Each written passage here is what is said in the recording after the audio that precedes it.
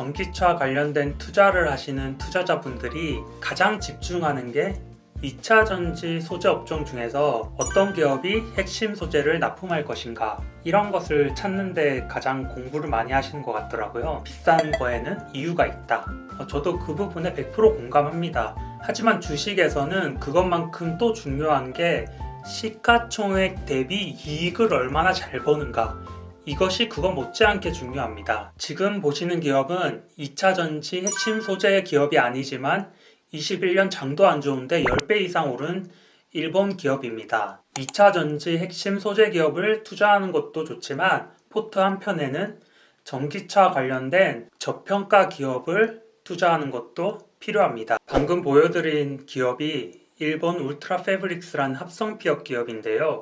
최근 1년 동안 10배나 올랐습니다. 합성 피혁을 하는 회사 따위가 어떻게 10배나 오를 수 있었을까요? 미래의 자동차를 표현할 때 자주 인용되는 그림이 있습니다. 미래 자동차도 스마트폰과 굉장히 유사합니다. 배터리에는 삼성 SDI, LG 에너지 솔루션께 들어가고, 비메모리 반도체에는 엔비디아, AMD께 들어가고, 메모리 반도체에는 삼성전자, SK 하이닉스께 들어가고, 카메라 모듈에는 삼성전기, LG 이노텍 것이 들어가고. 그렇다면 이때 스마트폰이 개화할 때 스마트폰과 관련된 핵심 부품 소재 기업이 가장 많이 주가가 올랐을까요? 이때 주가가 가장 많이 오른 것은 시가총액 대비 이익을 많이 버는 회사였습니다. 예로 오베이스와 같은 스마트폰 껍데기를 만드는 별거 아닌 기업이 이익을 많이 내게 되면서 주가는 10배씩 오르게 된 것이죠. 백산의 경우에도 스마트폰에서의 모베이스와 같이 핵심 부품 소재 기업은 아닐지라도 전기차 개화에 따른 이익을 폭발적으로 많이 벌 수 있는 기업입니다. 백사는 울트라 패브릭스와 마찬가지로 합성 피혁을 납품하는 회사입니다. 울트라 패브릭스가 가구향과 전기차향으로 합성 피혁을 납품한다고 하면 백사는 나이키, 아디다스, 현대차 등에 납품을 하는 회사라고 생각하시면 됩니다. 전기차에 납품하지 않았을 때도 시가총액 2천억, 그리고 연간 500억씩 이익을 내는 기본 체력을 갖고 있는 기업입니다. PER 4배는 깔고 가는 거죠. 폭스바겐을 제외한 전기차 기업들은 인조 가죽을 모두 사용하고 있는데요. 그 이유는 전기차라는 것이 친환경을 모토로 나온 것이기 때문에 다른 부품 소재도 다 친환경이어야 되고, 특히 인조 가죽을 사용하게 되면은 원가 절감이 20% 정도가 되고, 그리고 차량 경량화가 되기 때문에 전기차에 합성 피혁, 인조 가죽은 포함될 수밖에 없습니다. 자동차 산업은 다른 산업과 달리 납품을 하는데 요구사항이 굉장히 까다롭습니다. 그래서 들어가기 위해서는 굉장히 오랜 시간 동안 테스트 과정을 거치거나 아니면 레퍼런스가 필요한데, 백산의 경우에는 2014년부터 현대차에 납품한 레퍼런스가 있고, 그리고 나이키, 아디다스의 PU 합성 피혁 점유율 1위 업체이기 때문에 테슬라한테 작년 2월에 먼저 연락이 오는 거죠. 그래서 테슬라에서는 2023년 5월 신규 모델에 백산이 메인 시트, 운전석 에어백 커버, 그리고 핸들 커버, 여기에 합성 피혁을 납품해 주기를 원했습니다.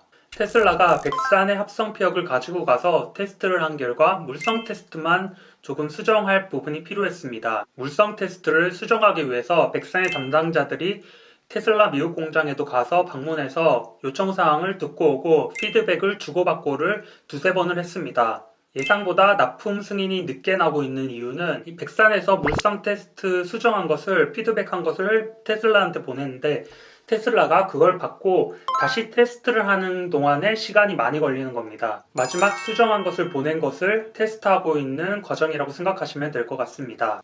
백산이 그러면 테슬라한테 납품을 하게 된다면 전기차 사업부 가치가 어떻게 되는지 울트라 패브릭스를 통해서 알아보도록 하겠습니다.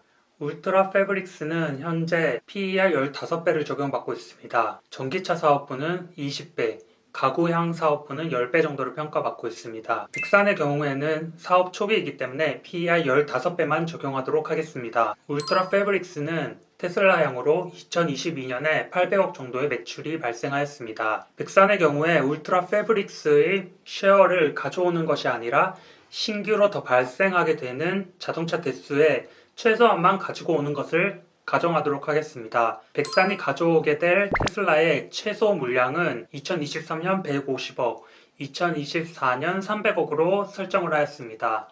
현대차의 경우에는 지금 쉐어가 40% 정도 되는데 내연기관차도 전기차로 바뀌게 되면은 합성 P형 모델이 증가하는 것이기 때문에 현대차에 납품하는 것도 전기차 업종으로 간주하고 PER 15배를 적용하도록 하겠습니다. 넥산의 전기차 사업부에 울트라 패브릭스의 PER 15배를 적용하게 되면은 2023년 가치가 1650억이 나오고 2024년 가치가 2250억이 나오게 됩니다.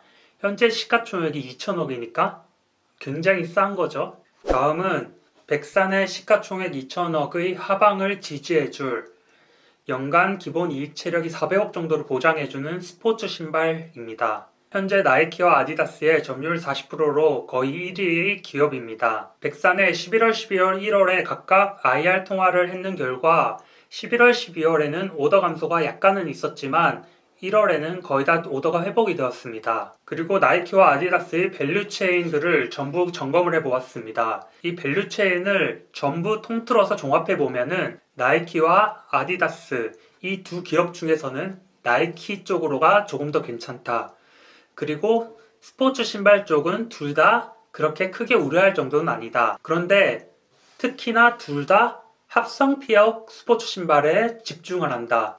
그러니까 백산이 납품한 합성 피혁 양은 늘어난다는 것이죠. 그래서 백산의 경우에 2023년 가이던스를 2022년과 현재 유사하게 잡고 있는 수준이고 아마 이거의 달성을 어렵지 않게 할 것으로 예측이 됩니다.